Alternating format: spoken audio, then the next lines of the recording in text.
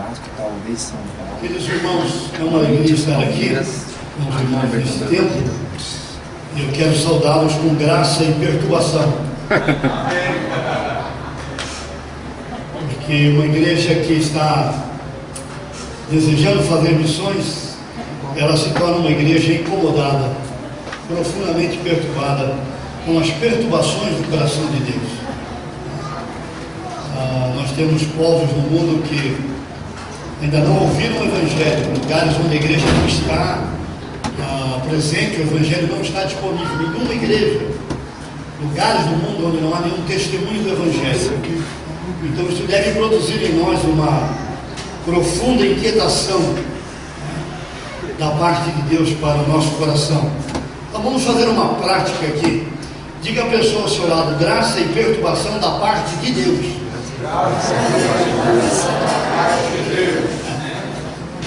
Eu disse isso numa igreja outro dia, e alguém disse do auditório: está amarrado.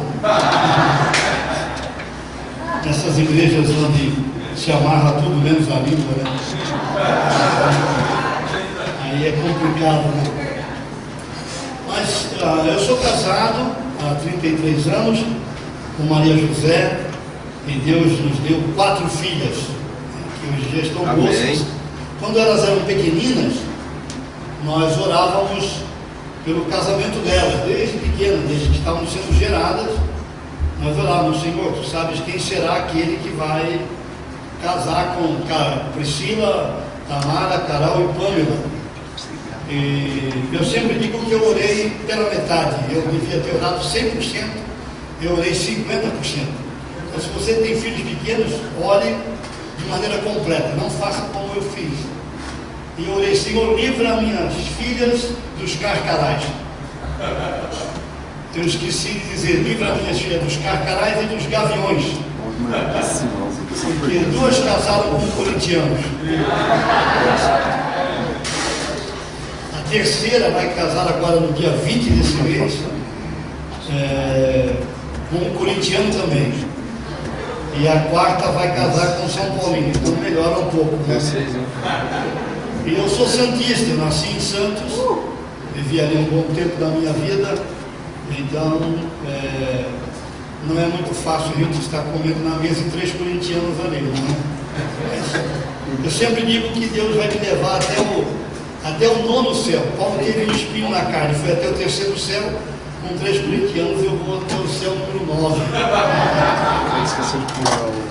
Mas é muito bom, eles são jovens que estão servindo ao Senhor e minhas filhas estão comprometidas com o Senhor, isso é muito bom. Eu trabalho com a Avante. A Avante é uma agência missionária pequena, foi fundada por um japonês naturalizado americano que veio ao Brasil na metade da década de 70 com o desafio de fazer 3 coisas: plantar uma igreja na colônia japonesa em São Paulo. Ele começou trabalhando com universitários e gerou uma igreja dentro da colônia através do discipulado. Ele também tinha como foco gerar uma agência missionária para ajudar o movimento missionário brasileiro e no mundo. Então ele gerou a Avante, e eu estou com a Avante então ajudando por algum tempo. É uma agência pequena. A Avante está na Tailândia, com o mundo budista. É mais difícil evangelizar budistas do que muçulmanos. Os budistas não têm nenhuma ponte entre o cristianismo e o budismo. Por quê? Porque o budista não crê em nada, irmãos. O budista não crê em Deus, não crê em Cristo, não crê no Espírito Santo, não crê no céu, não crê no inferno, não crê no diabo, não crê em demônios, não crê em salvação, não crê em perdição. O budista não crê em nada. Então, para você contatar um budista, é uma tarefa. Leva 7 anos para levar um budista a Cristo. E mais 7 anos para ele ficar firme na decisão que tomou. Porque não há igrejas fortes e maduras no mundo budista. Você vai à Tailândia, por exemplo, que é o maior país budista do mundo, em cada lugar da Tailândia você tem imagens de Buda. Você tem no carro, tem no shopping, tem nas lojas, tem nas casas, tem nas praças, tem nos lugares de monumento, em todo lugar. Você tem milhares de imagens de Buda. Mesmo a experiência que Paulo teve em Atenas, quando você lê Atos capítulo 16, 17, que ele ficou angustiado, ele sentiu-se ali indignado, a palavra aí é que ele ficou irritado em ver como os demônios estavam oprimindo os atenienses. Esse é o mesmo sentimento que você tem quando vai ao mundo budista na Tailândia. Cada lajota dessa na Tailândia, o sentimento que você tem é que é um demônio em cada lajota dessa. A opressão demoníaca é algo que nós não conhecemos no Brasil quando você vai ao mundo budista. Por isso o trabalho missionário no contexto desse não é rápido, não é fast food. Você chega no balcão, está pronto. Leva tempo. Leva tempo. Então nós estamos na Tailândia, nós precisamos de missionários para a Ásia. A Ásia está abrindo para o Evangelho. Os grandes grupos não alcançados, muçulmanos, budistas e hindus, estão na Ásia. Ali estão os grandes blocos de povos não alcançados, os mais pobres do mundo, e os grandes grupos, chamados grupos étnicos, etnias diferentes, com língua diferente, com cultura diferente. Há tremendas oportunidades para treinadores de futebol, para músicos, para médicos, para professores de inglês, para professores de português, com o propósito de fazer contato, para pregar o Evangelho, fazer discípulos e plantar igrejas. É um trabalho a médio e longo prazo, há muitas oportunidades. Então, estamos na Tailândia, quem sabe essa igreja vai enviar alguém para a Ásia no momento certo. Não é? Porque quando a igreja sustenta pessoas que vêm de outras igrejas, isso é muito bom, isso é muito importante. Mas quando a igreja dá aos seus filhos a missões, ela tem a mesma experiência da igreja de Antioquia, que foi diferente da experiência da igreja de Jerusalém. Jerusalém não sai da caixa judaica. Jerusalém não sai do contexto judaico. Então Deus tem que levantar Antioquia para se tornar a igreja que vai enviar Paulo e Barnabé para a Europa, e da Europa o Evangelho vai para o mundo inteiro. Então nós precisamos de novas Antioquias. E quem sabe esta igreja será uma nova Antioquia no Brasil. Né? Eu vou contar depois a história. Eu fui pastor de uma igreja memorial também. E Deus fez muitas coisas lá. Mas no começo era uma igreja bem problemática. Era uma batalha. Então estamos na Espanha, no sul da Espanha, uma região que já foi dos muçulmanos. Eles estão voltando para o sul da Espanha, eles querem retomar Granada de volta, porque eles perderam aquela região para a Igreja Católica. A Espanha é um dos países menos evangelizados do mundo, irmãos. Há aproximadamente 5.000 cidades na Espanha sem nenhum testemunho evangélico. Nada. E com essa crise espanhola agora, por causa da economia, os espanhóis estão indo buscar comida no lixo, coisa que o espanhol nunca faria. O espanhol sempre foi muito orgulhoso, muito nariz empinado. Você vê espanhóis catando comida na rua, pedindo ao vizinho ajuda para pagar a próxima parcela da casa, para não perder a casa. A crise espanhola é muito forte, e o espanhol não reconhece que está em crise. Quando você passa pela crise, se você não perceber que Deus está tratando de você na crise, então a crise vai durar um pouco mais. Então é bom lembrar que a crise é treinamento, e a crise é boa, necessária. Sem crise a gente não anda, a gente fica numa zona de conforto. Então isso é muito perigoso. Estamos na Espanha, entramos agora no norte de Portugal, trabalhamos um período no sul, estamos no norte. Temos um pastor batista no norte de Portugal, ele está cuidando de 10 cidades, porque não há obreiros.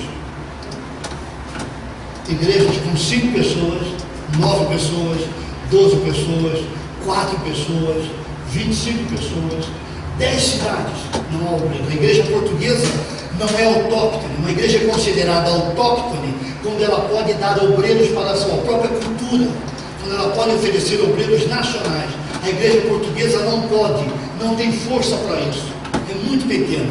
Então temos tremendas oportunidades no norte de Portugal. Quem sabe alguns de vocês vão ao norte de Portugal. Tem um senhor aqui de Maringá, ele está com 67 anos, está indo para Angola, aposentado, está indo para Angola. Os melhores anos são depois dos 55, 60 anos. Os melhores anos. Eu estou nos melhores anos da minha vida. Não trocaria por nenhuma outra idade hoje. São anos tremendos, né? Muito bom. Com batalhas, com lutas, mas são anos tremendos. Então estamos no Senegal, norte do Senegal, um país muçulmano. Há muitas batalhas ali, muitas limitações. E também estamos no Uruguai, aqui perto, que é o país menos evangelizado da América Latina. O Uruguai é um país muito culto. Mas as coisas mudaram bastante, mas o Uruguai é um país ateu. Foi fundado pela maçonaria. A batalha espiritual no Uruguai é muito complicada. Então nós estamos trabalhando nesses lugares. E quem sabe você vai dar alguns anos da sua vida. Essa geração mais nova é interessante. A geração mais nova, os mais jovens, não querem mais ser desafiados para longo prazo. Querem ser desafiados para curto prazo. Então vem com a gente para curto prazo, vai experimentar. Veja como é, passa 1 ano, 2 anos trabalhando numa outra cultura. Quem sabe ali você ouve a voz de Deus e Deus vai falar com você. Vem para cá, dá a sua vida aqui. Isso é muito bom. Então, queridos, quando nós pensamos numa igreja missionária, eu quero ler com vocês 2 textos.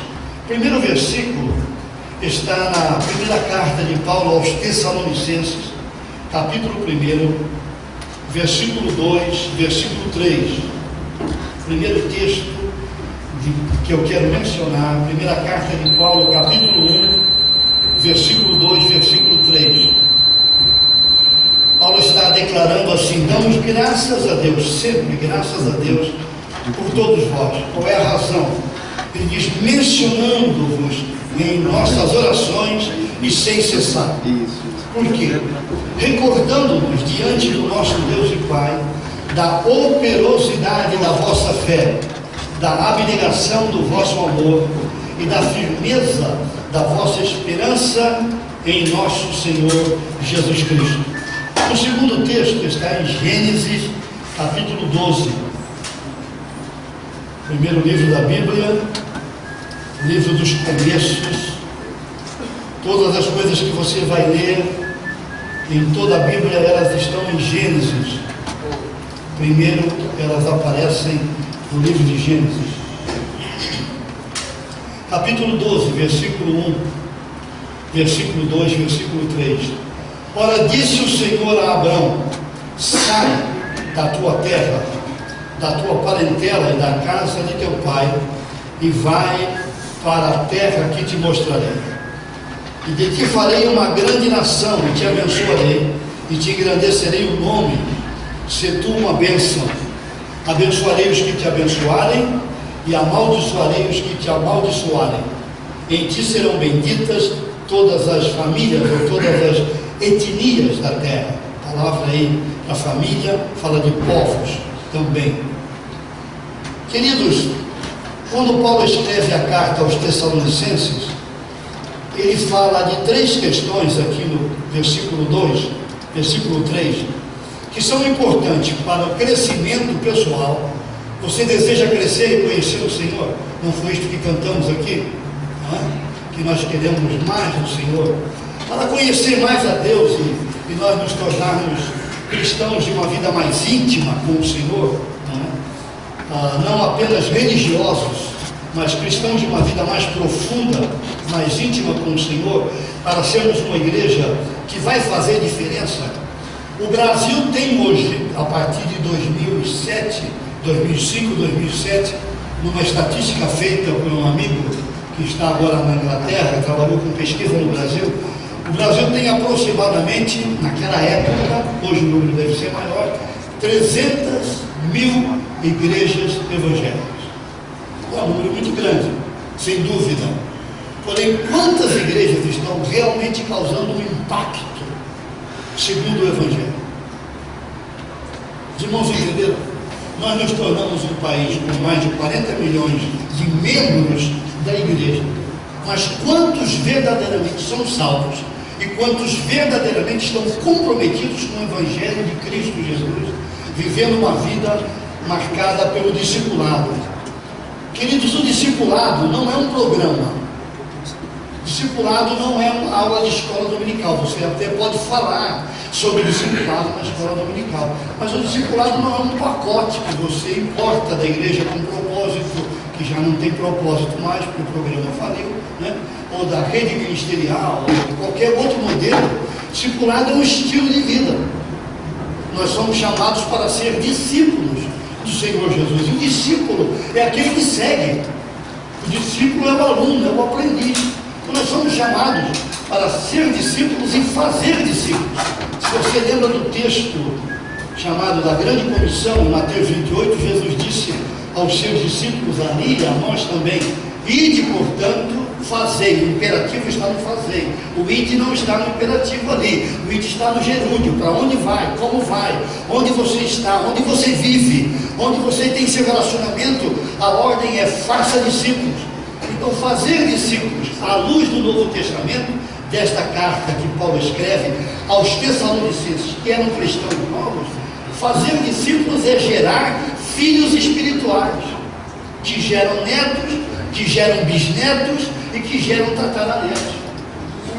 É interessante, irmãos, eu não sei como é a sua igreja aqui, mas vocês devem sofrer uma pressão que vem das competidoras, né? Que vem das concorrentes, que vocês precisam crescer numericamente, porque uma igreja abençoada é uma igreja que está abarrotada de gente, menos sem qualidade, menos sem ser salvo.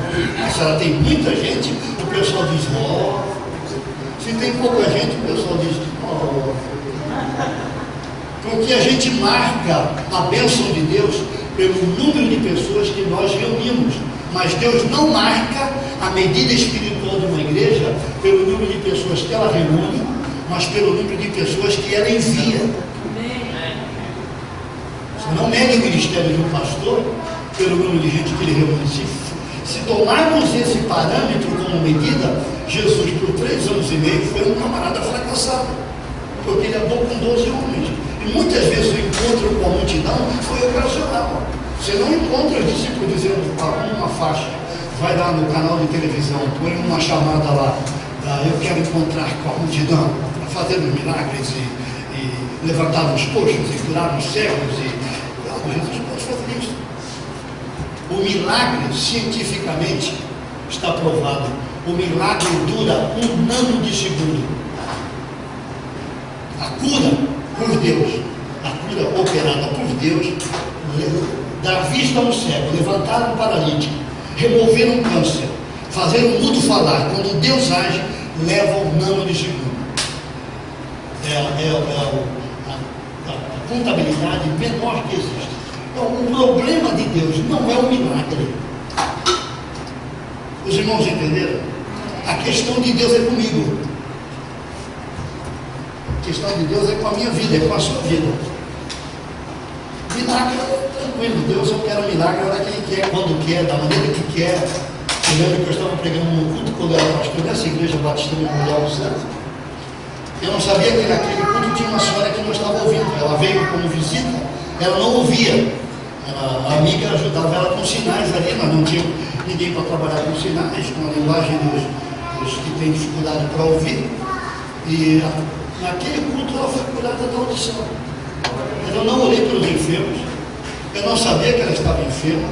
Eu às vezes oro, mas naquele culto não orei. E ela foi curada pelo poder da palavra.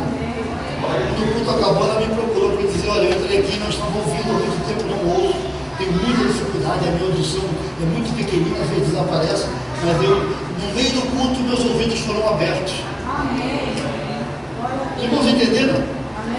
Agora, esta igreja que Paulo menciona, de Tessalônica, há 3 coisas no versículo 3. Primeiro é comer bem, a segunda coisa é exercitar-se bem, e a terceira coisa é descansar bem. Vamos ver se nós guardamos esses 3 pontos. Primeiro ponto é comer bem. Você pode repetir? Comer bem? Comer bem. Segunda coisa, exercitar-se bem. Você pode repetir? Terceira coisa, descansar bem. Você pode dizer esses 3 pontos para a pessoa do seu lado?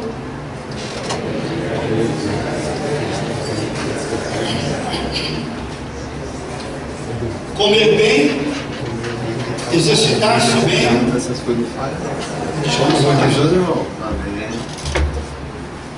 Não é isso que o mundo está dizendo para você ter um corpo jóia? Não vai ser igual aquele da televisão. Pode ficar liberto desse pensamento. Aquilo é para vender. Né?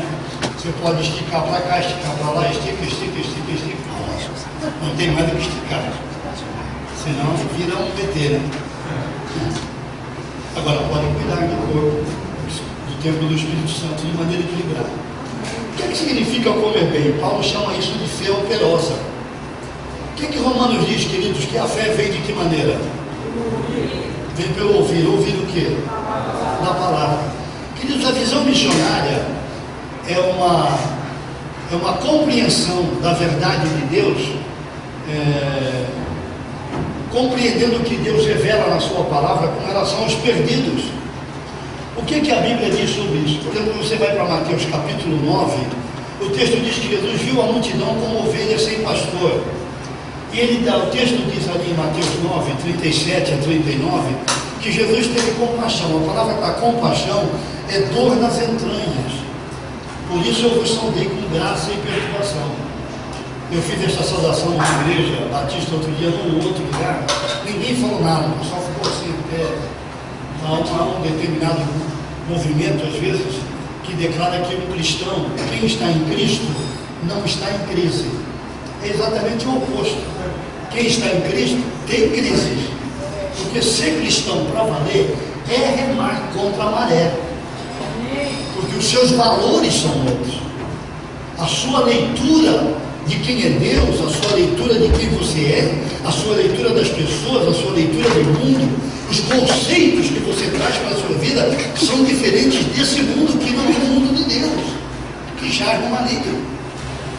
Então, Jesus teve por aquelas pessoas da sua época, quando ele olhou para aquelas vidas, e também hoje, uma profunda compaixão, dor nas entranhas. Então, esta fé operosa que vem pelo ouvir e ouvir da palavra, vai gerar em nós uma fé que cresce. Como é que a gente sabe que esta igreja de Tessalônica estava fazendo mudança? Qual é a grande angústia dos pastores? É que a gente prega, ensina, e a resposta com que nós damos como ovelhas é uma resposta muito lenta. Como cristãos, hoje no Brasil, nós somos lentos, vagarosos. Nós temos a nossa mente entorpecida, como o pessoal de Hebreus, capítulo 5.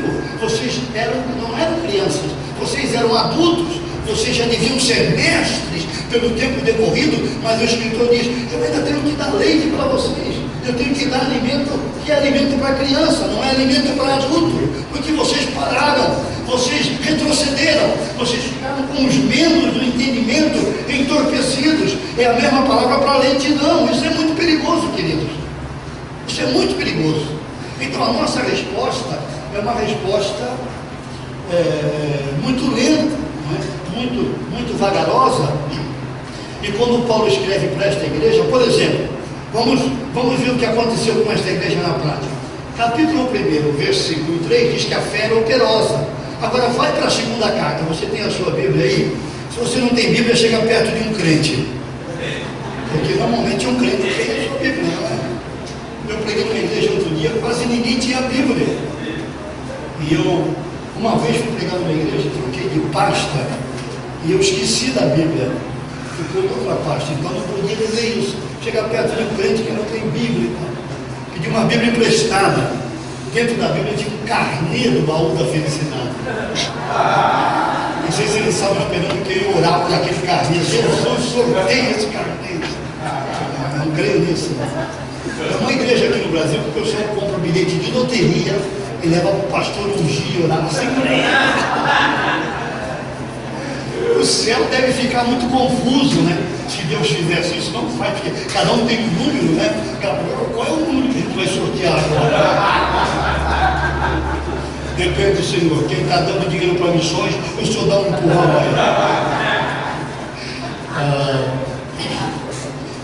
Mas Deus não está nesse negócio, graças ao Senhor.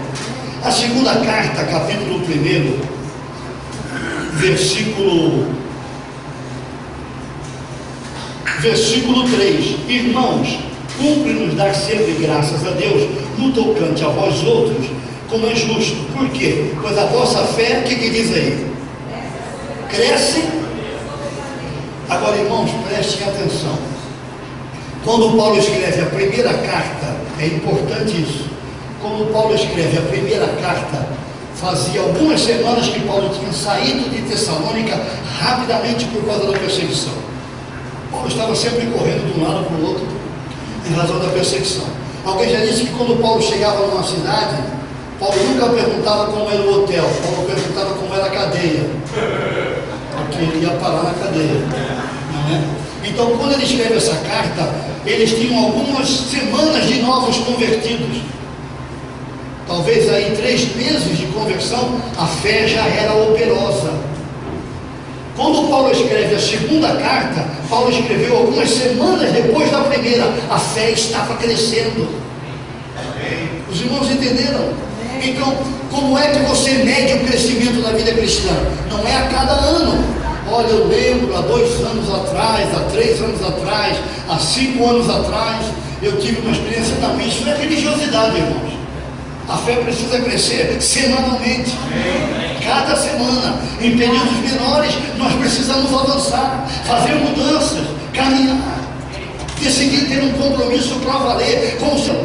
Nós não podemos viver de bênçãos de armário, de bênçãos de pendrive. Põe o pendrive para lembrar daquele período. Não, a vida cristã não é assim. Ela é dinâmica, é uma vida poderosa, é uma vida bonita. Deus está trabalhando, Deus está operando em nós. Então a cada semana Deus precisa fazer mudanças. As mudanças são medidas a cada semana, num período menor. Não é cada final de ano, como agora estamos chegando no final de ano, vamos fazer aqui um levantamento, vamos fazer uma avaliação. Essa avaliação precisa ser em períodos menores, para descobrirmos onde paramos, onde retrocedemos, quais foram as dificuldades que nós enfrentamos, por que não estamos avançando, onde precisamos mudar.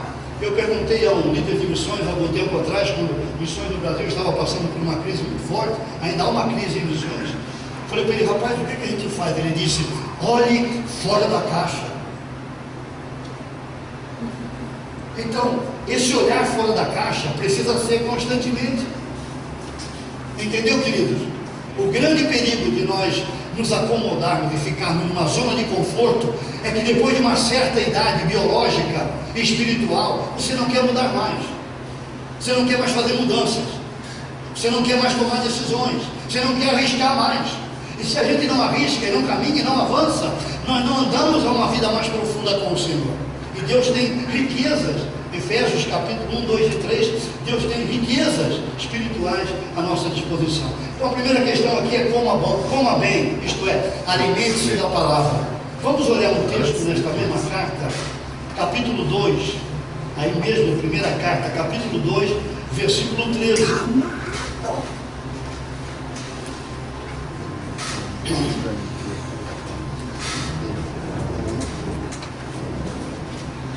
Essa mesma carta, capítulo 2, versículo 13. Outra razão ainda temos nós para incessantemente dar graças a Deus. Qual é a razão? É que tendo vós recebido a palavra, como de nós ouvistes, que é de Deus, acolhestes, isto é, abraçastes, não como palavra de homens, e sim como em verdade é a palavra de Deus, a qual com efeito está aumentando a vossa conta bancária. Não é o que diz aí?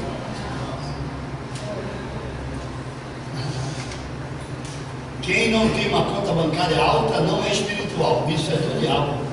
Você não mede a espiritualidade de uma pessoa pela quantidade de recursos que ela tem. Paulo diz: eu sei viver com muito e sei viver com pouco. Tinha época que ele não tinha nada, mas ele estava feliz.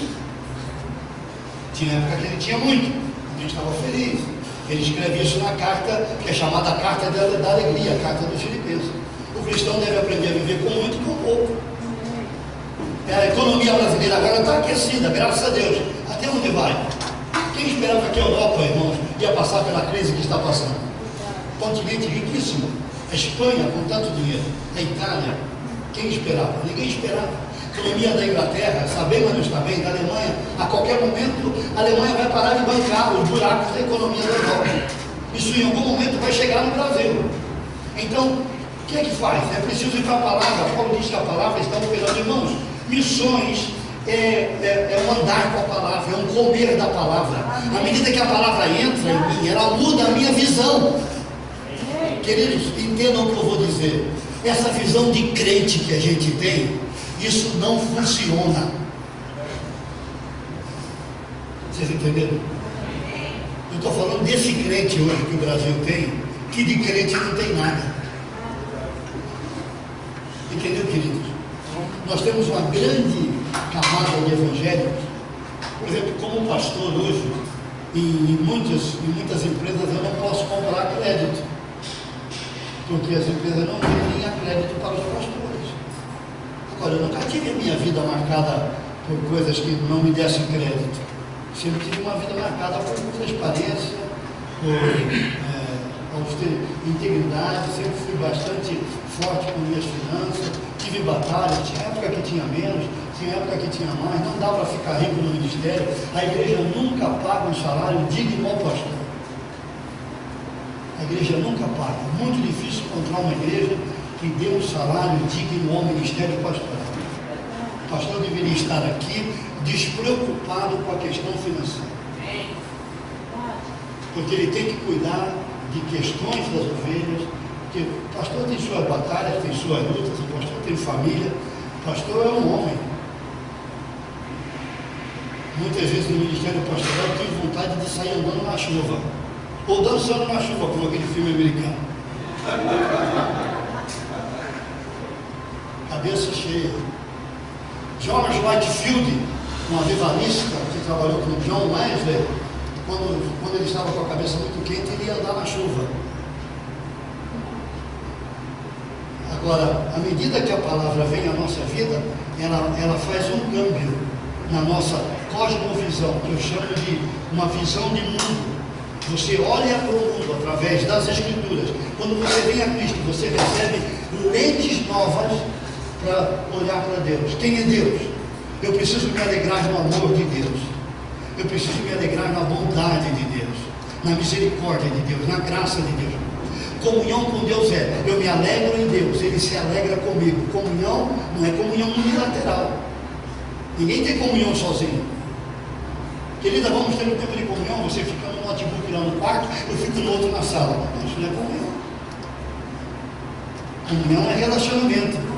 Nós andamos juntos. Né? Comunhão com Deus. Eu me alegro em Deus. A minha alegria está nele, não nas coisas, não nas pessoas, mas em Deus primeiramente. E Deus se alegra na comunhão comigo, porque Deus é relacional. Isso é intimidade com Deus.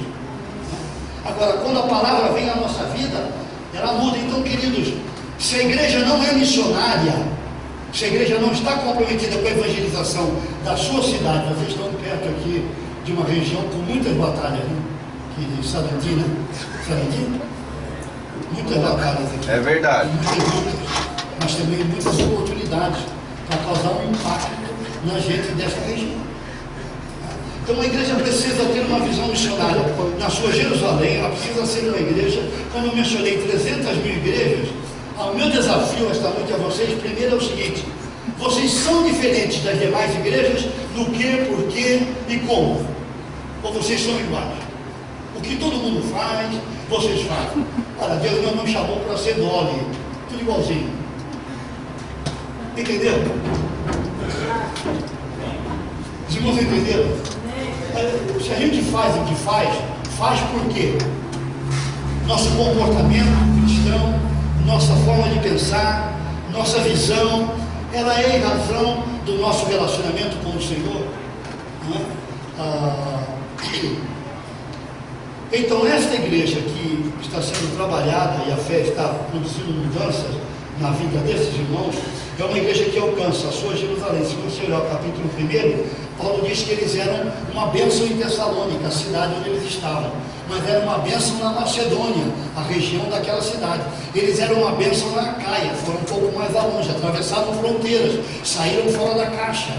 Quando eu li o texto de Gênesis, a ideia é essa: deixa a tua terra, deixa a tua parentela, deixa a casa do teu pai. Se você não está pronto a romper, não abandonar a família, você nunca mais vai vê-lo, a ideia não é essa lá, mas eu preciso ter a disposição de atravessar fronteiras, de fazer mudanças, de olhar fora da caixa, de sair da zona de conforto, de dizer a Deus, minha vida está disponível, o Senhor usa a minha vida como o Senhor quer, faz o que o Senhor bem entender. É aí que nós vamos caminhar, não é? Então, esta igreja, ela vai para outros, capítulo 1 fala sobre isso, não somente Macedônia e Acaia, mas a fé desta igreja está indo a todo lugar, compromisso que eles estavam desenvolvendo com o Senhor, para a glória do seu nome.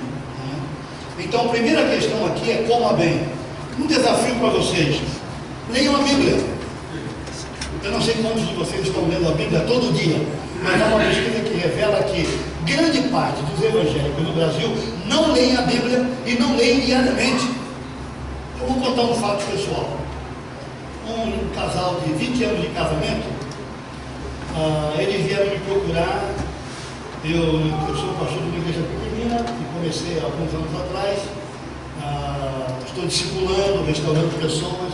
Eu não tenho preocupação com números. Época de feriado, muita gente viaja e tal. Às vezes eu tenho lá 10 pessoas e é um ótimo auditório, fantástico.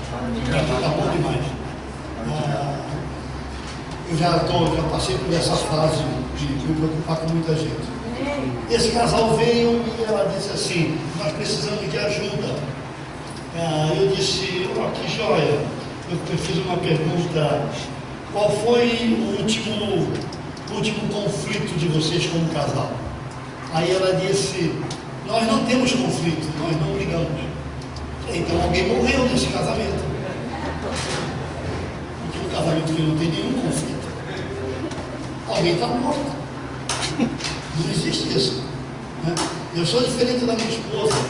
Minha esposa tem uma tendência a ser perfeccionista demais. Quando ela é demais, aí ela diz assim para mim: querido, você lava a louça para mim? Lava. Lava agora? Não, agora não. É o meu estilo. Às vezes eu lavo na hora, porque às vezes tem que sair rápido, então tudo bem. Mas qual é o meu estilo? Eu vou tomar um café, eu vou ver um jornal, se está no período de jornal, ou então vou ver se chegou um e-mail do banco, e aí eu vou lavar a louça lá, depois de 1 hora, 2 horas, no meu tempo, na minha agenda. Mas quando ela é perfeccionista demais, ela quer que faça naquela hora. Você recolhe a mesa, recolhe agora não. Agora não vamos sair. Hoje é um dia mais light, mais tranquilo. Eu parei aquele dia para não fazer muita coisa. Então daqui a pouco eu recolho. Se ela for a tendência dela, ela fica irritada. Ela não quer ver aquelas coisas na mesa. Calma, querida. Nós não vivemos para as coisas.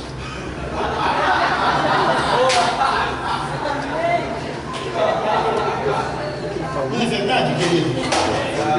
Queridos, as coisas vão e vêm. Quantos pratos você já comprou? Se eu lavo o prato, a minha tendência agora eu estou melhor. Agora, como eu não lavo louça todo dia, eu tenho o meu jeito de lavar também, não é rápido. Ela já tem mais um jeitão, pronto. Eu vou mais devagar e tal. Eu tenho pressa. Naquele momento eu não tenho pressa. Os irmãos entenderam? Quando a gente vive em função das coisas, então é muito complicado isso. Porque a gente coloca o foco, por exemplo, precisa trocar o piso. Trocou faz 2 anos, tem que trocar o piso de novo. Comprou um fogão novo, agora tem um fogão que ele fala: acabou o tempo, você vai lá, desliga, acende agora. A geladeira já manda a compra para o supermercado, você não precisa ir lá. Então, entendeu? Agora, pode comprar uma geladeira nova? Claro, não há problema, né? Então, essa fé operosa, leia a Bíblia. Qual é o caminho para você compreender o livro da Bíblia? Não leia a Bíblia desta forma. Vou ler aqui: Senhor, fala comigo, me dá uma palavra agora, Senhor, que veio do céu. Judas foi e enforcou. Não, eu vou abrir aqui agora. Vai tu e faz o mesmo. Não, aqui não. Aí você abre de novo. O que tem que fazer, faz depressa. Não leia a Bíblia assim. eu tenho me dedicado mais a estudar a Bíblia. E eu tenho procurado versões antigas, porque às vezes a tradução ela está melhor ali, porque os sinônimos das novas versões às vezes não são muito fiéis ao texto original. Os tradutores colocaram sinônimos que não são tão fortes como no texto original. Então eu fui a um sebo, eu vivo andando em sebos procurando Bíblia antiga, encontrei uma Bíblia de 63, revista atualizada, inteira, mas o Salmo 91 todo amarelo. Ou era a Bíblia do capô de um carro, como ela colocou ali no Salmo 91, para o ladrão não levar o carro, porque se leva a Bíblia ele não tem problema com isso, o problema é o carro. Ou estava em casa, em algum lugar, por alguns anos, aquela Bíblia ficou aberta, nada mais naquela Bíblia estava marcado, só o Salmo 91. Não é assim que nós lemos a Bíblia. Tome um livro da Bíblia para você estudar, para você trabalhar com aquele livro. Decore o livro da Bíblia. Aos 55 anos eu decidi decorar Filipenses. É um livro de 4 capítulos, é uma carta alegre, é uma carta escrita para a mente humana. Decorei Filipenses. Agora estou pensando em decorar Colossenses ou 1 Tessalonicenses e futuramente o Salmo 119, que é um salmo tremendo, muito jóia, fantástico. É fácil decorar a Bíblia. Se aos 55 anos eu pude fazer isso, qualquer pessoa que pode fazer. Então tome um tempo com a palavra cada dia. Sabe por quê, queridos? Se você não comer bem, você não cresce, você não amadurece, você não sai da infância. Então o seu pastor aqui, pastor Jair, precisa vir ao culto, trazer uma sacola tira-copo, e dentro da sacola tem que trazer chupeta, mamadeira, bala, fralda, para dar para os irmãos que às vezes têm 10, 20, 30, 40 anos, mas são bebês. O que houve, irmão? O pastor não me visitou. Porque o pastor não visitou, você está magoado. Isso é coisa de criança. Ninguém disse que fui eu que preparei esses cartazes. Meu nome não foi citado. Isso é coisa de gente infantil. Eu lembro que eu fui pegar uma igreja e um irmão, no final de ano, um irmão me abraçou e disse assim: a partir do ano que vem eu não venho mais aqui. Eu disse no ouvido dele, foi no meu ouvido e disse assim, abraçado com ele. Começamos a conversar, abraçados os dois. Eu disse, é verdade, irmão, o que aconteceu? Ele disse, eu não fui eleito para nada no ano que vem. Eu disse, o irmão esqueceu que já foi eleito antes da fundação do mundo?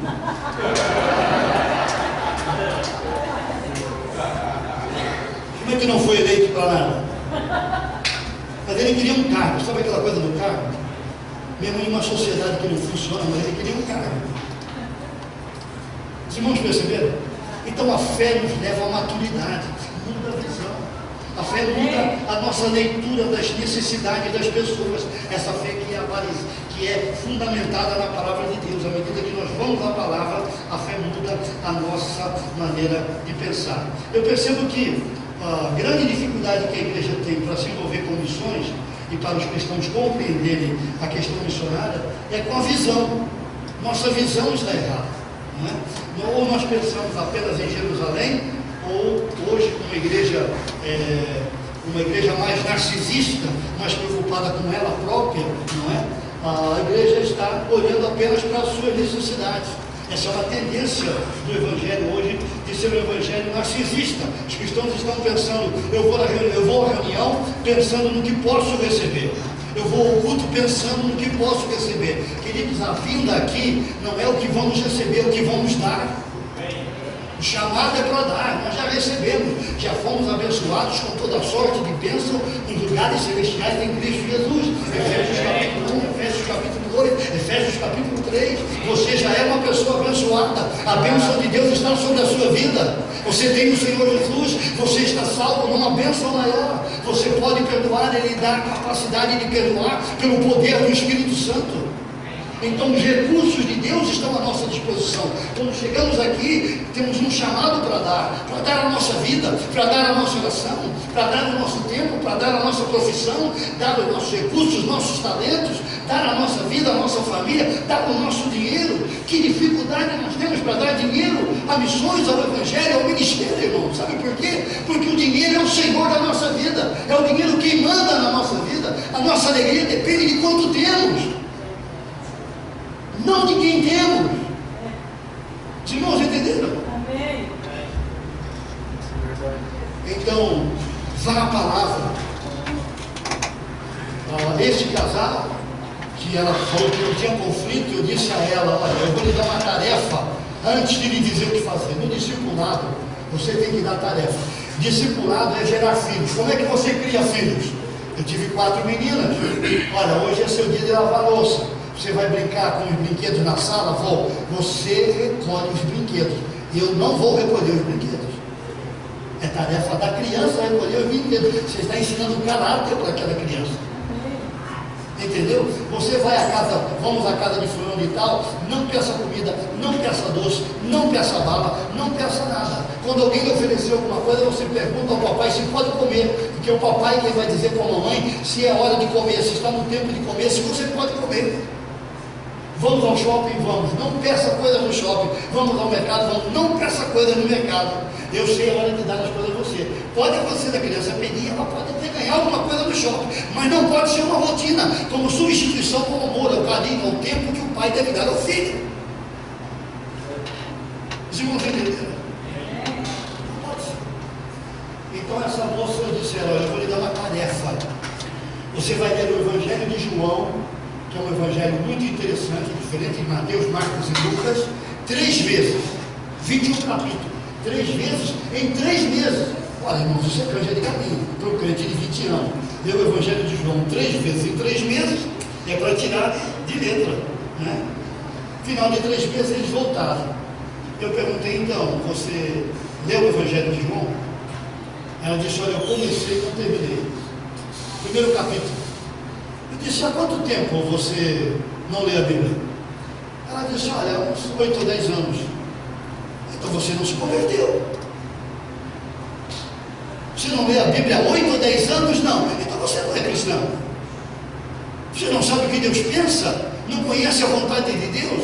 Imagina um casamento. Como é a sua esposa? Eu não sei. Eu lembro que eu casei com a Maria José. Ela veio de uma família lá do interior. O que ela gosta de comer? Não sei. Qual é a cor preferida dela? Não sei. Quando ela tem crise, o que ela faz? Não sei. Não, eu não lembro. Eu preciso ligar para casa e perguntar: mas não é um casamento, é? No outro dia, no encontro de casais, eu falei sobre isso. Pergunta para sua esposa, fala para sua esposa, o marido fala para a esposa qual é a comida que ela gosta. Fale, dá nome à comida que ela gosta. O que ela gosta de comer? Minha esposa gosta de comer carne de panela com batata e salada. É a comida número 1 dela. Depois ela gosta de peixe. É a comida número 2 dela. Depois ela gosta de bife. É a comida número 3 dela. Sempre com bastante salada. Eu já gosto de bife à milanesa, mas eu não como muita fritura hoje. Mas a minha comida número 1 era bife à milanesa. Hoje não, hoje já. Eu não comia giló, não comia fígado, não comia alho, não comia essas coisas assim, complicadas para mim, mas eu agora como qualquer coisa. Tem que fazer mudança. Tem que olhar para o bife de fígado e dizer: graças a Deus. Tem que olhar para o giló e dizer: foi Deus que criou.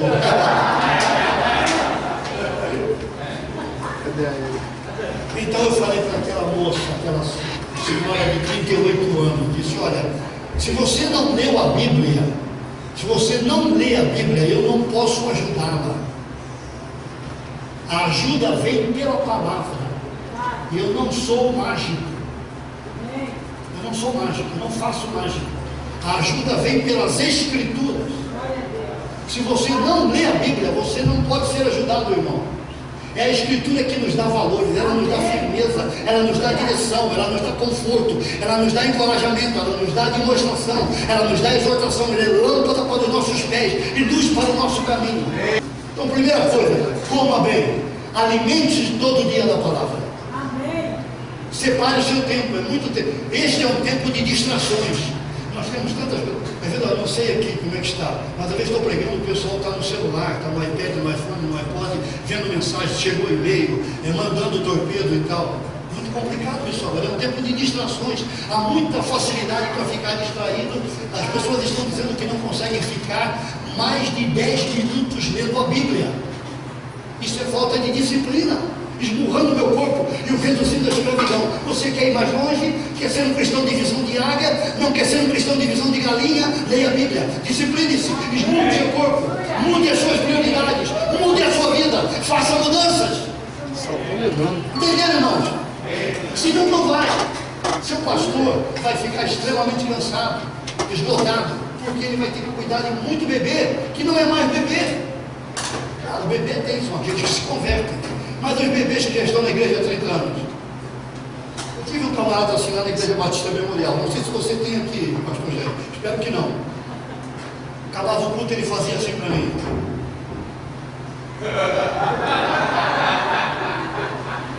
Eu tinha meus 30 e poucos anos naquela época, quase 40 anos.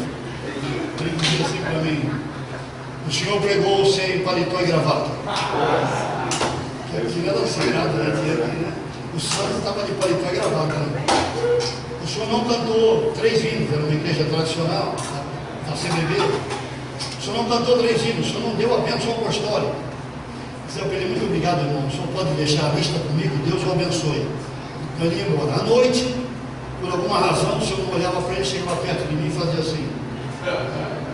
Eu ia para o escritório e ele dizia: o senhor começou 5 minutos atrasado, o senhor passou 5 minutos da hora. Tinha uma outra lista.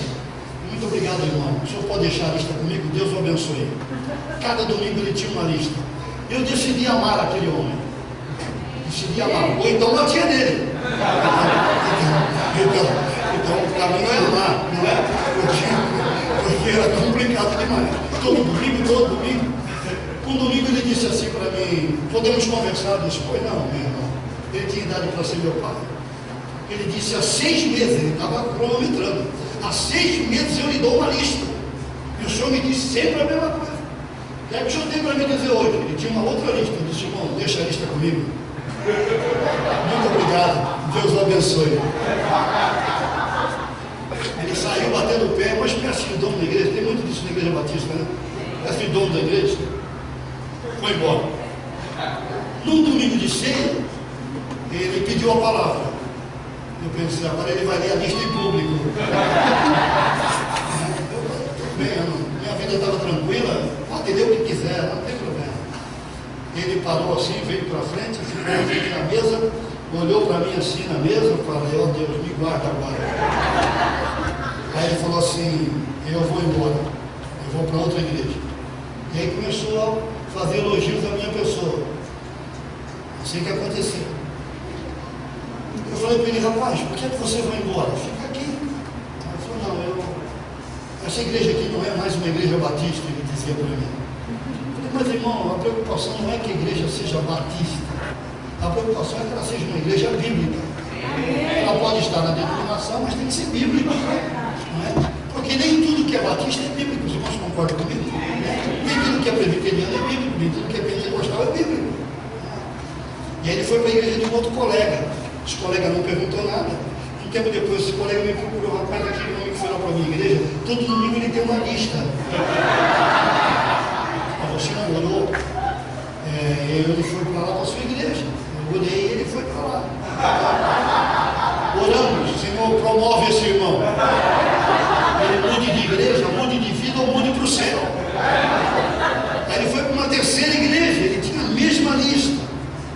Mas ele depois teve uma experiência muito interessante com o Senhor e foi para o céu. Mas eu não pedi isso. Mas nós ficamos amigos durante muito tempo, foi muito bom. Para os irmãos entenderem, isso é coisa de um cristão bebê. Você está caminhando um tempo com o Senhor, você precisa ser bênção. Quero ser psicólogo. Precisa cooperar com o Evangelho. Timóteo, Filipenses capítulo 2, serviu o Evangelho como filho ao Pai. E a Paulo também. Sirva o seu pastor, abençoe o seu pastor, fortaleça o ministério dele, facilite. Chegou alguém com pepino, abacaxi, não manda para ele, resolva. Chegou alguém com demônio, expulsa o demônio. Eu lembro de uma senhora que veio falar comigo, pastor, tem uma mulher endemoniada aí. Não, vai dar esposa, nunca expulsei. Irmã, sempre tem a primeira vez. Eu elejo a senhora a diretora do departamento de libertação. Vai lá, expulsa. Mentira, departamento de libertação, ministério, expulsa. Ela foi lá, vindo na igreja tradicional. Como é que faz? Manda embora, irmã. Em nome de Jesus, tá bom. Não faça entrevista, não pergunta de onde vem, para onde vai. Manda embora. Ela foi lá com outra irmã, expulsou o demônio e voltou feliz na vida. Irmã, amém. Todo endemoniado que aparecer aqui, agora eu mando para o Senhor. Resolve a questão. Seja uma vez. Amém, querido? Segunda coisa, coma bem. Segunda coisa, exercita-te bem, que é o amor abnegado, não é? O amor abnegado é o exercício. Queridos, o amor é o exercício dessa fé operosa. O que diz João capítulo 13? Que o mundo conhecerá que nós somos discípulos de Cristo pela maneira como nós nos amamos. Agora, aqui onde você está, seu vizinho, seu colega de trabalho, sua família, vai perceber Cristo na sua vida pela maneira como você ama, não pelo que você prega. Se o que você prega discorda do que você faz. Quando Paulo escreve a Timóteo, ele diz: Timóteo, você tem seguido o meu ensino e o meu procedimento. Atos capítulo 1, que Jesus fez e ensinou. É vida e Bíblia, vida e Bíblia, vida é prática e Bíblia. É a vida diária e a palavra. Então ame, exercite o amor, ame as pessoas ao seu redor, ame os irmãos da sua igreja, ame a sua família, ame os seus familiares, ore por eles. Por mais complicados que a parentela seja, quando o Senhor fala com Abraão, deixa a tua terra, deixa a tua parentela, ele obedece uma parte, ele leva Ló com ele. O Senhor não falou para não levar Ló. Tanto que a visão de Abraão só é completa quando Ló vai embora, quando ele se aparta de Ló, em Gênesis capítulo 13, não é? E Ló tem uma série de dificuldades e muitos problemas a Abraão. Então, o amor é o exercício dessa fé operosa. Então, ame as pessoas. Missões é fruto desse amor que é derramado em nosso coração pelo Espírito Santo, Romanos capítulo 5. O amor é fruto do Espírito, e 1 João diz: quem não ama não conhece a Deus. Quem não ama não nasceu de Deus. Então, o grande desafio nesta hora é amar as pessoas, não é? Alcançá-las através do amor de Deus na nossa vida. Interessante, porque esse momento que nós vivemos como igreja é um momento de muitas oportunidades, irmãos, mas é um momento de muitos perigos, porque a sociedade está muito complicada, as famílias estão disfuncionais, os filhos são filhos de 2, 3 pais, de 2, 3 mães. Os pais estão trabalhando, os filhos são criados na creche, ou pela empregada, ou pelos avós. Eu tenho isso muito comum em muitos lugares, às vezes nem tanto aqui e ali. Então esse é um momento que a família está muito atacada, muitas setas do diabo contra a família. Os que trabalham nas empresas têm metas absurdas. O corporativismo, essa economia agora é uma economia destruidora, satânica, diabólica. Você tem que cumprir metas e a família vai ficando num plano depois.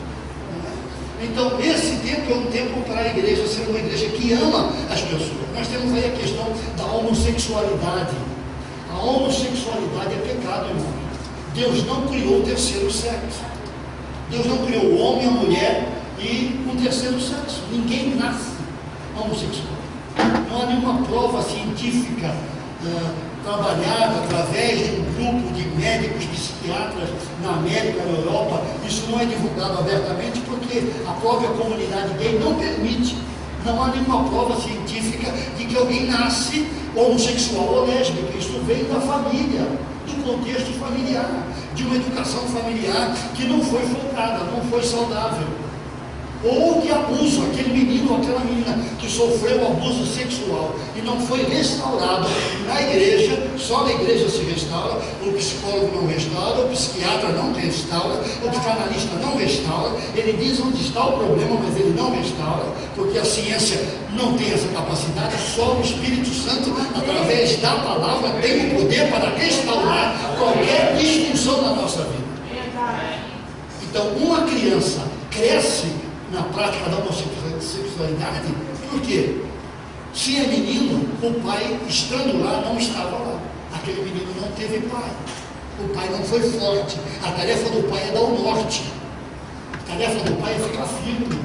É o pai quem diz para onde vai, como vai. Eu tenho pensado em escrever um livro chamado Bananas de Pijama, que é um livro para nós homens. Nós estamos fragilizados, irmãos.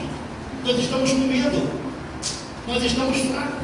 Nós estamos esquecendo o nosso papel. O homem pode ser gentil e firme. O homem pode ser manso, que a palavra manso é abrir mão dos direitos, e ser firme. Jesus era cheio de graça, mas cheio de verdade. Verdade no original é firmeza. Para onde vai, como vai, com quem vai, por que vai, aonde vai sair, vai uma festa, vai sair com um amigo na escola, que está aprendendo, o que o professor está ensinando, que tipo de material está pesquisando, o que você vê na internet, que tipo de material, que site visita. Essa é a tarefa dos pais, e o homem deve liderar esse tipo de coisa. Os irmãos entenderam? Pode ter uma tarefa árdua, não há dúvida. Mas vale a pena chorar agora e ter dificuldade, batalha e ficar firme, do que depois de buscar o filho em lugares onde eles não querem buscar. Os irmãos entenderam? Então, esse amor, ele vai a qualquer pessoa, aos bêbados, aos drogados, os que estão na prostituição, aos que estão na homossexualidade, para que, crendo no Evangelho, eles mudem de vida. Uma menina, por exemplo, que vai à prática do lesbianismo, ela vai ou porque ela não quer o modelo da mãe, porque a mãe foi passiva demais, a mãe foi submissa demais. A esposa deve ser submissa ao marido, mas submissa demais é problemático. Como é que trata com equilíbrio? Ela obedece, mas ela tem personalidade, ela pode dizer o que pensa, ela pode dar a sua opinião, mas o marido é o comandante. Mas ela pode dizer: querido, eu acho que isso é perigoso, acho que esse investimento não vai dar certo, acho que dessa maneira você não está educando. Pois o meu pai, quando me pegava para bater, meu pai pegava de mão fechada. A minha mãe não. Então minha mãe dizia: Osvaldo, você vai machucar o menino. Então meu pai segurava um pouco, depois pedia perdão quando ele ia longe demais. Então a esposa pode ter uma opinião forte, mas essa força tem que estar debaixo de um comando. Eu lembro de um casal que veio pedir ajuda, e eu disse a eles: qual é o problema? Eles disseram: é financeiro. E ele disse: as minhas finanças não dão, eu tenho um salário, mas o salário não é suficiente. Naquele casamento, nem todo casamento é assim. Naquele casamento ela gastava demais, ela era compulsiva, nem sempre é a mulher, às vezes é o homem. Então disse a ele: diga à sua esposa: querida, nós ganhamos X, e não pode gastar além do X, não pode gastar. Mas eu não sei falar com ela, porque ele vinha de um lado onde o pai não estava, então ele não sabia falar. Como é que fala com a esposa? Então você discipulá-la. De púlpito não dá para ensinar essas coisas detalhadamente. Você chama no tete-a-tete: pessoalmente, vem cá, eu vou ensinar você como é que fala com a esposa. Você diz para ela: olha, querido, nosso orçamento é tal, eu tenho orado por isso, você está gastando X a mais, isso está trazendo prejuízo ao nosso orçamento. Mostra para ela: A mais B igual a C, mostra isso para eles, você precisa gastar menos. E se ela não mudar, você diminui a cota do cartão de crédito dela. E se ela não mudar, você tira o cartão de crédito. Ela vai me bater. Porque a mãe dele batia no pai. A mãe dele fazia assim no pai: pedala, rouba ele, batia na cabeça dele. Isso não é reunião de diáconos. Então ela veio desse modelo, entendeu? Então a gente precisou ensinar. Então agora é o tempo de, sempre a marca da igreja é o amor. Então agora é tempo de ter essa capacidade de amar as pessoas. Quando elas entram aqui, procure saber quem elas são, né? Quais são suas batalhas, suas lutas. Acabou o culto, não vai rapidamente embora, olha com alguém, pergunta para o irmão: como você está? Quais são as suas batalhas, quais são as suas lutas? Eu estou com uma dificuldade. Ela falou com o pastor: não, eu vou falar com você. Se for UTI, traz para ele. Se for unha encravada, queda de cabelo, essas coisas, você só traz para ele, alivia o ministério dele, só traz para ele UTI, essas coisas corriqueiras. É que o meu marido está meio diferente, vamos orar aqui, vamos conversar sobre isso. Então esse amor que é resultado da fé operosa, né? E a última questão é a firmeza da esperança em nosso Senhor Jesus Cristo. Eu chamo isso de descanso, um descanso interior. Jesus disse: vinde a mim todos vós que estáis cansados, sobrecarregados, eu vos aliviarei. Quando nós deixamos as preocupações, as ansiedades dominarem a nossa vida fica muito mais difícil. Deus pode cuidar de você até o fim da vida. Amém. Deus pode cuidar de você até o fim da vida. Mas para você chegar a esse descanso, você precisa andar com Ele. Amém. É andando com o Senhor que você descobre o caráter de Deus e você descobre que Ele pode cuidar da sua vida até o fim. Eu quero contar um fato aqui para concluir. Quando a gente entra em missões, a pergunta de muitos irmãos é: será que nós teremos dinheiro? Vamos mexer no orçamento? Será que Deus pode mandar? Meus irmãos, missões é uma obra de Deus. Missões está no caráter de Deus. Ele deu o seu filho para vir ao mundo e ser o primeiro missionário e comunicar as boas novas. Eu vou mais longe: se a igreja não está em missões, alguma coisa está profundamente equivocada com aquela igreja.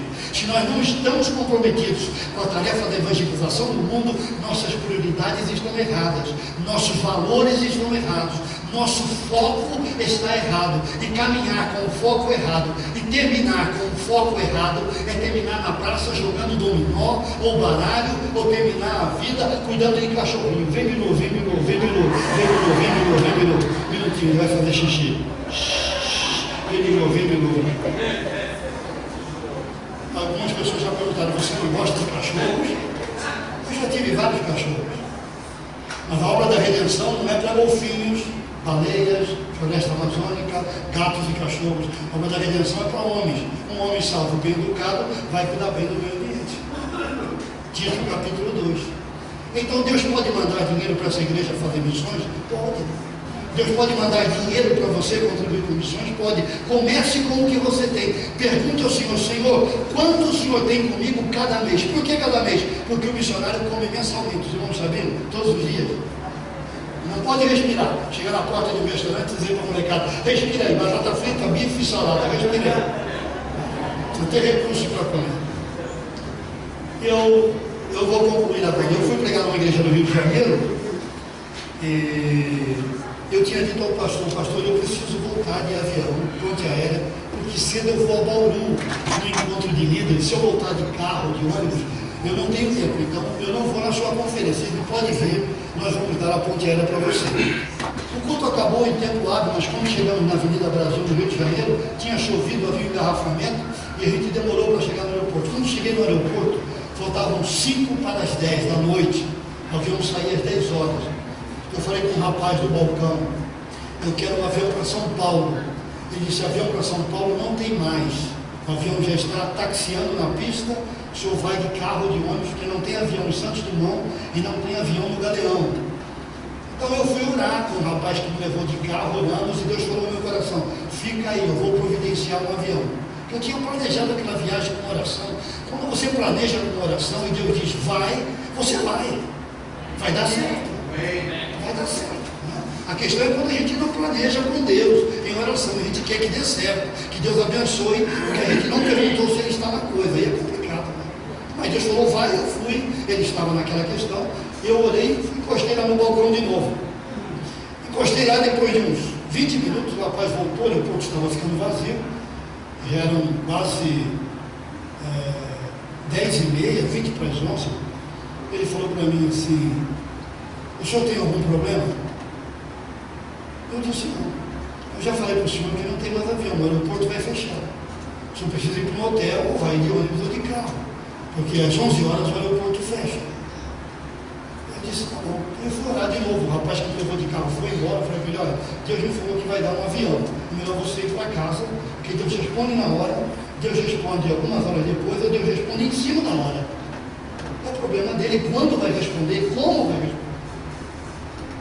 Eu não posso orar como aquele camarada: só me dá paciência e me dá agora. Ele não é McDonald's. Então, orei e Deus falou comigo. Falei: Deus, quem foi que falou comigo? Foi o Senhor, foi o diabo, ou fui eu que falei comigo mesmo? Fui eu que falei, fica aí. No balcão. Deu 11 horas, quase 11 horas, o rapaz voltou e falou: o senhor não foi embora? Eu disse: não, o senhor tem outro problema. porque não tem mais avião, os guardas vão fechar agora. E eu estou indo embora. Pegou a pasta dele para sair, quando ele ia sair no balcão, entrar numa sala e desaparecer, o telefone tocou, ele pegou o telefone. Quando ele pegou o telefone, o Espírito me falou, ele vai ouvir o que você já sabe, que terá um avião.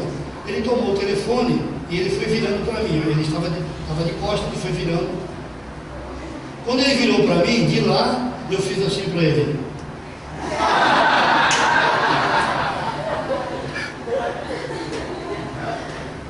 Aí depois o telefone no gancho lá, ele falou, olha, eu não sei o que está havendo. O avião que saiu do Rio deveria dormir em São Paulo para ser o primeiro voo São Paulo-Rio amanhã, mas ele tem ordem para voltar ao Rio. Ele então devia dormir no Rio para ser o primeiro voo Rio-São Paulo, mas há uma outra ordem para ele voltar a São Paulo. Então o senhor vai nesse avião.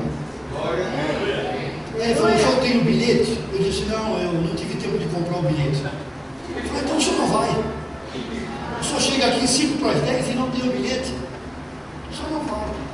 Eu falei, olha amigo, quem me disse que terá um avião vai me dar um bilhete. Quem lhe disse?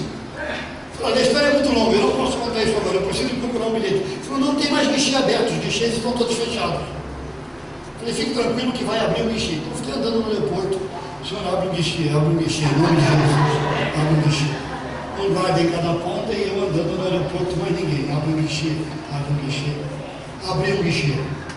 Eu fui lá, tomei um cartão de crédito, que tinha um versículo bíblico, dei o cartão para a moça e falei, por favor, eu quero um bilhete para São Paulo. Ela disse, não tem mais bilhete. Eu olhei o cartão e falei, você é cristão? Eu disse, sou. Ela disse, eu também sou.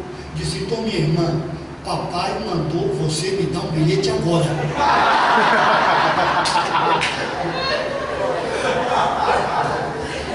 Ela me deu o bilhete. Eu voltei lá para o balcão, isso já era 11h20 mais ou menos. Estou lá no balcão esperando, vem um camarada na outra ponta do aeroporto, paletó gravado, uma pasta na mão, correndo na minha direção. Nossa, que cara maluco. Chegou perto do meu avião, ele disse, eu vim orando, Deus me dá um avião. Eu peguei um engarrafamento, eu preciso ir a São Paulo, minha esposa está passando mal, Deus me dá um avião. Você pediu um avião? Eu também pedi. Mateus 18 diz, se 2 de vós concordarem sobre a terra, sobre qualquer coisa, Deus vai fazer. Tem que haver harmonia, tem que haver unidade no propósito de Deus. Aí quando estamos ali conversando, eu falei, você tem um bilhete? Ele disse, tem. Eu falei, menos mal. O rapaz da ponte aérea voltou. O que é isso, camarada? Ele acabou de chegar, ele vai comigo. Ele falou, essa é uma noite diferente, ele falou. Você chega às 5 para as 10 para pegar o avião das 10 e não tem o bilhete. Ele chega às 11h20 para pegar o avião que sai às 10 horas. O avião está chegando aí, vocês vão embarcar. Quando foi 20 para meia-noite, ele voltou e disse, olha, o avião está no solo. Disse, dá para escolher um lugar? Ele falou, não, você escolhe quando chegar lá. Quando subimos a escada do avião, estava o comandante, o subcomandante, 4 aeromoços, a equipe toda. O comandante fez assim, quem são vocês? De onde vocês vêm? Esse é um voo especial, um voo VIP. Nós devíamos estar em casa, dormindo já. O que é que vocês fazem? Eu disse, comandante. Ele olhou para mim, o que é que você fala nessa hora? Ele disse, Deus ama você. Jesus morreu e ressuscitou pelos seus pecados. Eu não tinha outra coisa para dizer.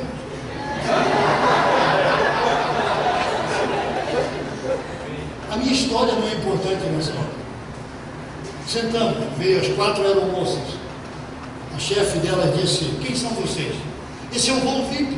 O que está acontecendo? De onde vocês vêm? Ela perguntou para o rapaz que estava comigo. Ele era depois eu descobri que ele era uma igreja da Cadelinha de Fogo. Vocês vão saber por quê daqui a pouco.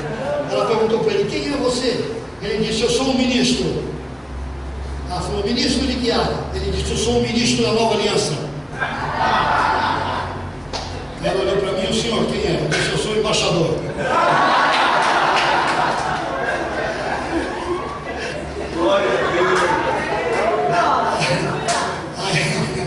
Ela disse, embaixador de que nação? Eu disse, 2 Coríntios 5:20.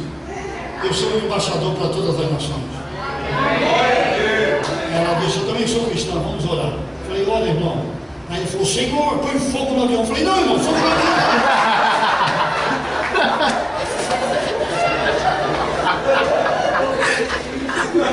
Você é da Al-Qaeda? Al-Qaeda evangélica? Ele ainda queria sentar do meu lado, irmão, o avião estava vazio. O avião de 200 e poucas pessoas vazio, só eu e ele. Irmão, senta do lado de lá, irmão, quero sentar a perna. Nunca viajei num avião sozinho assim. Senta do outro lado, irmão, do meu lado. De conversa, mas eu quero me esticar. Queridos, Deus pode suprir qualquer coisa. Amém. Pequena, média ou grande, quando você está no centro da vontade de Deus. E estar em missões é estar no centro da vontade de Deus. Os irmãos entenderam? Amém. Então esse descanso, e que Deus pode cuidar. Quando casei com Maria José, os tios dela aqui em Santo Anastácio, interior de São Paulo, eles tinham um belo fazendeiro. Eles perguntavam para ela: você vai casar com esse pastor? O que é que ele tem? Eu tinha uma mala vermelha, era solteiro, tinha um nome play, lembra daquele nome play? Tinha um nome play, alguns livros, algumas roupas, um paletó quadriculado. Eu nunca fui de muita roupa. Era o que tinha, não tinha nada, eu vivia sozinho. Já não vivia, minha mãe estava no céu, meu pai outro casamento, era solteiro, não tinha muita coisa. Então eles perguntavam: como é que vocês vão viver? Quantos filhos terão? Quem vai sustentá-los? Quem vai provê-los? Como é que vem o recurso? O recurso vem de Deus. A provisão vem de Deus. O suprimento vem de Deus, irmãos. Então essa firmeza da esperança é descansar bem, um descanso interior. Deus pode cuidar de mim e de você até o último dia, em nome do Senhor. Amém, queridos? Amém. Então certamente vocês serão desafiados a apoiar outros missionários, a adotar outros missionários. Há homens e mulheres querendo ir ao campo e não há tantas igrejas querendo dar apoio, entendeu, pastor? O número de igrejas que querem apoiar são menores hoje. Vocês serão desafiados a ir mais longe, a desafios maiores, a investir mais financeiramente. Então fale com o Senhor: eu quero aumentar a minha contribuição. O Senhor me deu um aumento de dinheiro, você tem mais recursos, eu vou aumentar meu padrão de vida. Não aumente o seu padrão de vida, mantenha o seu padrão de vida, aumente a sua contribuição. Porque quando a economia mudar, o seu padrão está tranquilo. Você não tem que baixar o padrão quando a economia muda. E aí a crise vem, padrão lá em cima, a economia mudou. Então mantenha o seu padrão, aumente a sua contribuição. Amém. E Deus vai suprir a sua necessidade. E vai lhe dar a riqueza para caminhar e andar em nome do Senhor Jesus. Amém. Aquela igreja batista memorial que eu pastoreei, ela chegou a sustentar 52 missionários, integralmente e parcialmente. Alguns parcialmente, alguns integralmente. Mas aquela igreja quebrou. Por quê? Nós ficamos orgulhosos. Porque o que Deus fez ali, irmãos, entrava dinheiro como água. Uma igreja que chegou a 200 e poucos membros. Tinha 25 membros quando eu cheguei lá, 25 dividido em 4 grupos. Uma igreja com problemas em todas as áreas. A senhora que cuidava da mesa da ceia, a diaconisa, ela também era membro da Sexta Noite e o Centro Espírita. Ela levava a toalha da mesa de ceia para as sessões espíritas. Uma das zeladoras fez vários abortos no salão fora da igreja, na parte externa. Ela era parteira. Era uma igreja com muitos problemas espirituais e emocionais. Deus foi mudando, transformando, quebrando, produzindo crises, tratando com pessoas. Chegamos a sustentar 52 obreiros. Investimos em 10 anos em mais de 115 obreiros. Eventualmente, ou contando esses 52, mensalmente, vamos crescendo. Um obreiro, 2, 3, 4, chegamos a 52. Nós ficamos orgulhosos pelo que Deus fez. Fizemos comparação. O que é que Deus está fazendo aqui? Deus não está fazendo lá. Veja a nossa igreja. Olha o que está acontecendo. A glória de Deus não é dividida por ninguém. É dele. Então, Deus nos deu uma visão. Eu estava olhando com minha esposa. Ela teve uma visão. Viu um machado cortando uma árvore muito grande, com muitos ninhos de muitas aves. Era a nossa igreja. O machado batia a raiz na árvore. Aquela árvore caía. Eu saía andando da parte cortada para a copa. E eu ia embora. Quando ela me contou a visão, na hora eu falei: do diabo, vamos lá para repreender. Deus falou: não, eu vou cortar. Eu abro e eu fecho. Eu vou cortar. Você vai passar por uma crise muito grande, mas eu vou cortar essa obra. Porque eu não divido a minha glória com ninguém. Vocês tomaram a minha glória. Aí foi um tempo de quebrantamento, de choro, de arrependimento, mas Deus decidiu fazer isso. Então, sejam missionários. Sejam uma igreja missionária. Preguem o Evangelho. Sejam bênção aqui em Jerusalém. Sejam diferentes. Quando as pessoas entrarem aqui, elas percebam que vocês não são mais uma igreja, mas vocês são uma igreja que ama o Senhor e que ama os irmãos. Isso vai causar impacto. Irmãos, entenderam? Deus vai fazer coisas grandes através de vocês aqui neste lugar e através desta igreja. Mas não tomem a glória de Deus. Amem o seu pastor, cuidem dele, cuidem da família dele, cuidem do pastor Jair, que está aqui. Seu pai foi pastor aqui, não é? Não foi? Mas ele está aqui. Cuidem dele. É um privilégio cuidar de um pastor, ajudar, fortalecer. Cuidem bem, amem, fortaleçam. Sejam fiéis, sejam leais. Não sejam traidores como Judas. Não sejam faladores como Alexandre Latoeiro. Não abandonem como Demas. Não queiram a primazia como Diótrefes. Não sejam incrédulos como Tomé. Mas sejam como a casa de Betânia, onde Jesus ficava. Casa de Lázaro, de Maria, de Marta. Sejam bênção em nome do Senhor Jesus. E Deus vai fazer algo para a glória do seu nome. Porque Deus espera a sua igreja como noiva para relacionamento, para revelar a sua palavra, para revelar a sua intimidade, para nos levar a uma vida profunda. Então, que vocês não sejam superficiais, mas sejam uma igreja que vai para uma vida profunda. Na glória do Senhor.